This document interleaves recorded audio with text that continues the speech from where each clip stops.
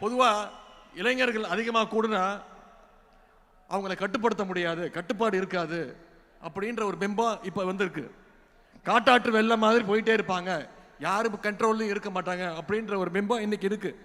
அவங்கள யாரும் கட்டுப்படுத்த முடியாதுன்னு சொல்லுவாங்க. ஆனால் நம்முடைய கழக இளைஞரணியினர் அப்படி கிடையாது. மிகுந்த கட்டுப்பாடு மிக்கவர்கள் என்பதற்கு இங்கே கூடியிருக்கக்கூடிய இந்த கூட்டம் சாட்சி. கட்டுப்பாடு இல்லாமல் 1 லட்சம் இல்லை 1 கோடி இளைஞர்களை திரண்டாலும் அதனால யாருக்கும் எந்த பயனும் கிடையாது. அப்படிப்பட்ட கட்டுப்பாடு இல்லாத கூட்டத்தை வச்சுக்கிட்டு யாராலையும் எதையும் சாதிக்கவும் முடியாது.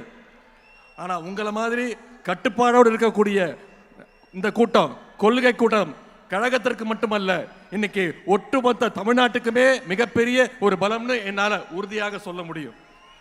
மற்ற இயக்கத்திலெல்லாம் தொண்டர்கள் இருப்பாங்க, நிர்வாகிகள் இருப்பாங்க, தலைவர்கள் இருப்பாங்க, பொறுப்பாளர் இருப்பாங்க. ஆனால் திமுகவில் மட்டும்தான் உண்மையான அன்போட உடன்பரப்பேன்னு கூப்பிடுற கூட்டம் நம்முடைய திமுகவில் மட்டும்தான் இருக்கு.